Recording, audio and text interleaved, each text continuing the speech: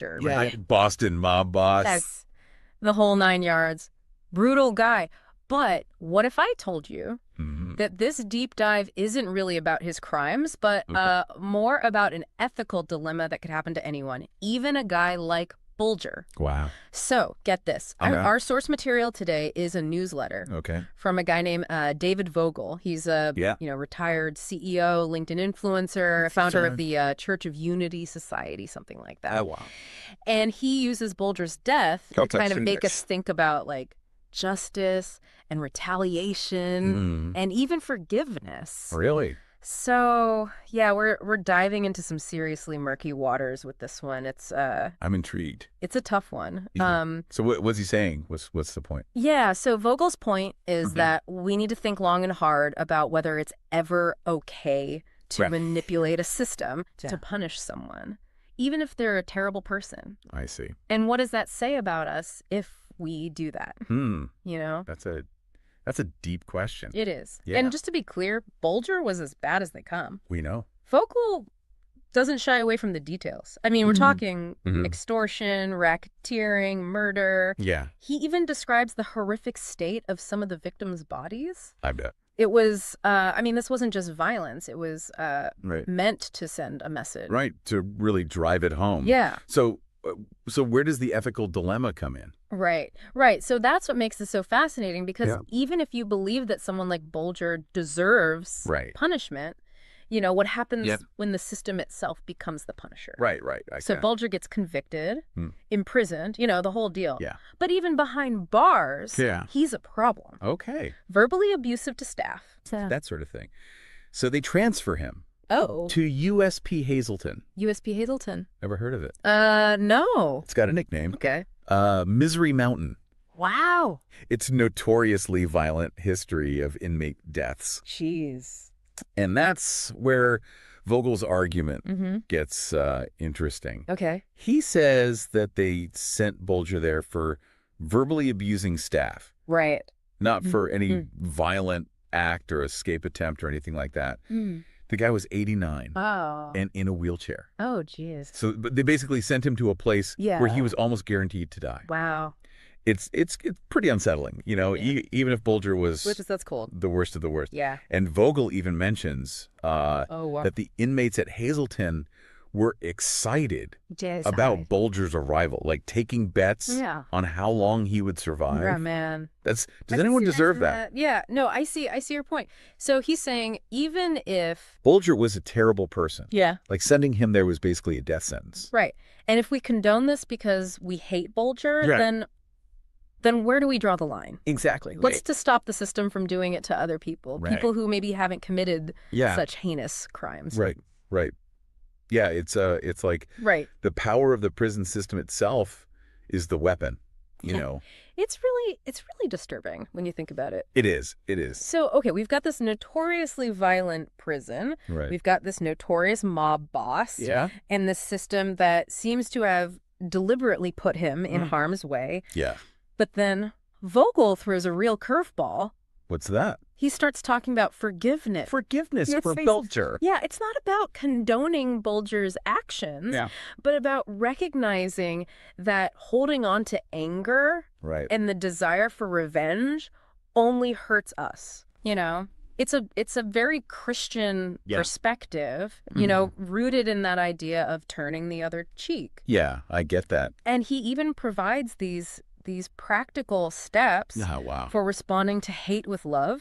Interesting. Like pausing before reacting, setting boundaries, even praying. Right. And he tells this incredible story about the Amish community forgiving the man who killed their children in a school shooting. Oh, wow. It's unbelievable. That's powerful. It's a powerful example of how forgiveness can break the cycle of violence. Yeah. Even in the face of unimaginable tragedy. I can see that. You know? Yeah. It speaks to this deeper need to find a way to live with pain and loss without letting it consume us. Absolutely. But let's not forget about the Bureau of Prisons. Right, the BOP.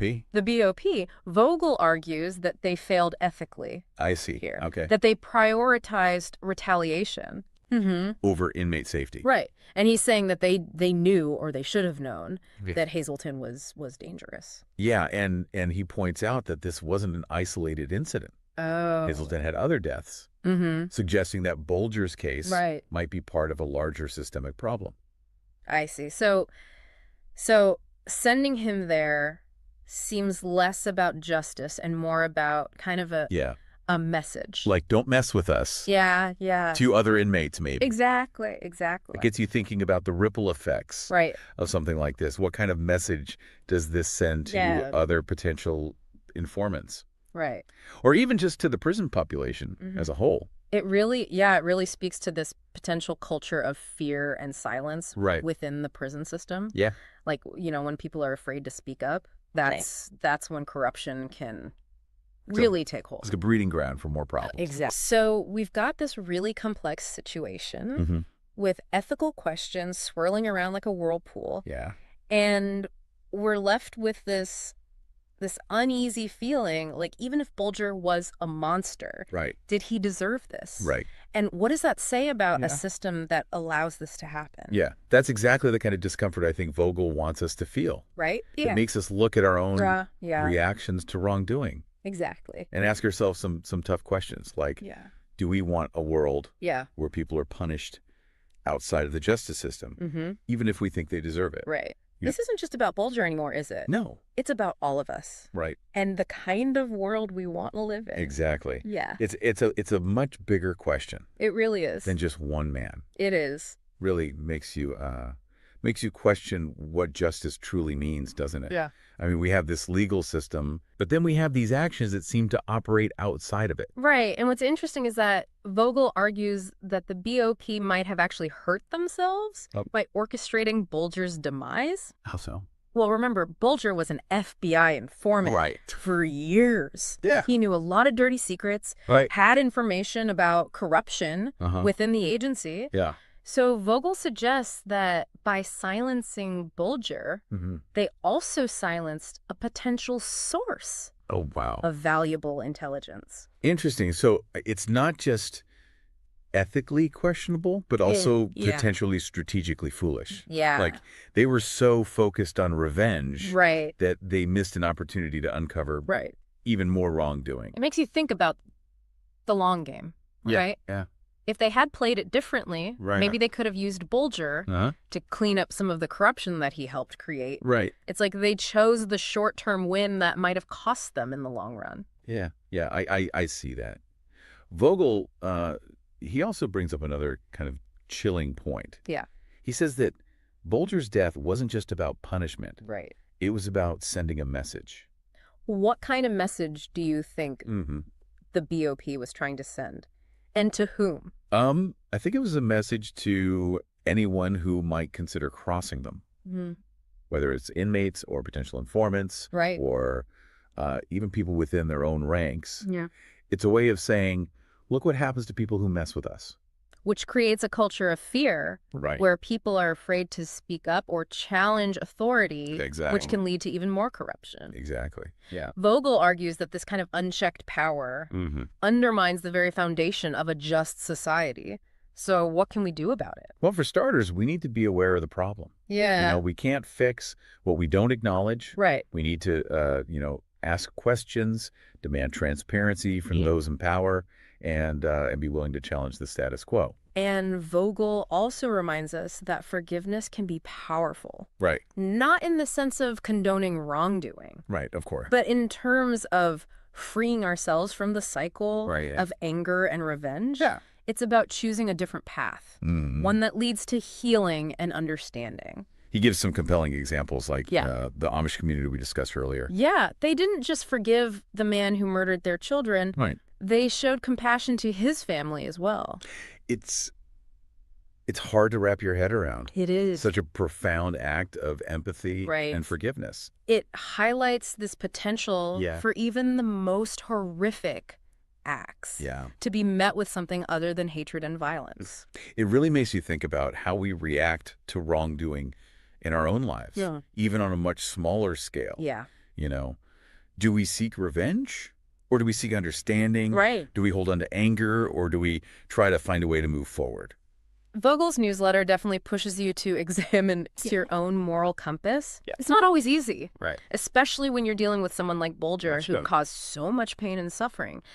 But maybe there's a lesson there for all of us, even if it's just a reminder that everyone is capable of both good and evil. Absolutely. And that even in the face of darkness, there's always the possibility of choosing a different path. Right. One that leads to light and healing. Yeah. It's about recognizing that we all make mistakes. Yeah. And that everyone deserves a chance at redemption. It's a powerful message. It is. And one that I think we can all apply to our own lives, regardless of our religious beliefs. But what about the victims in all this? Right.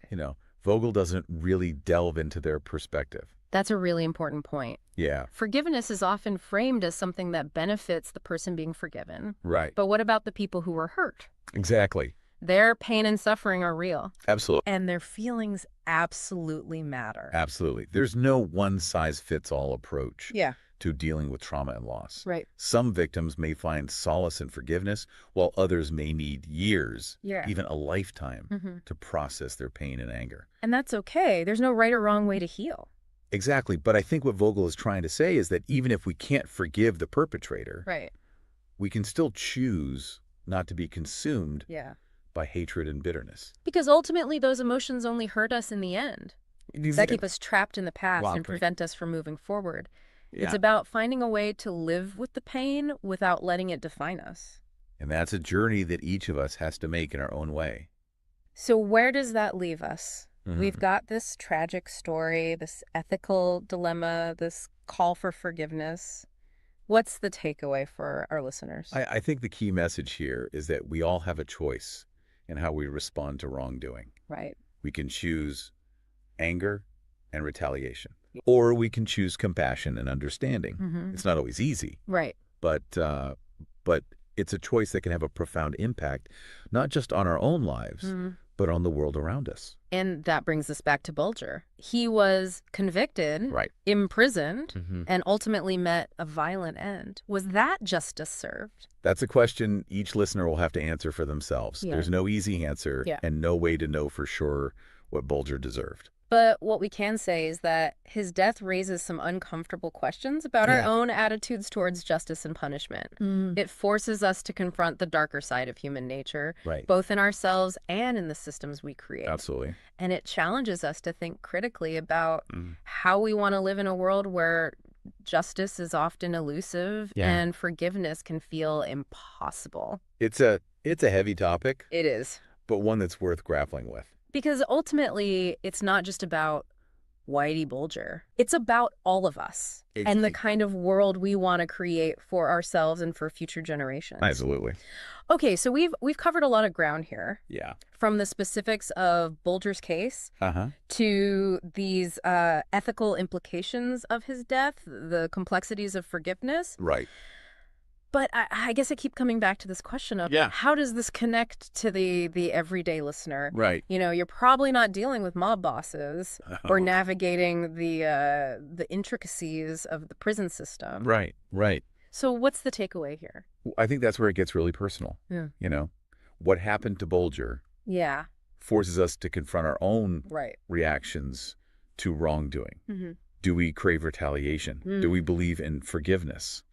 These are questions that are worth pondering. Yeah.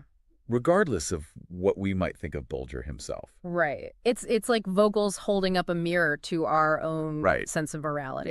Yeah.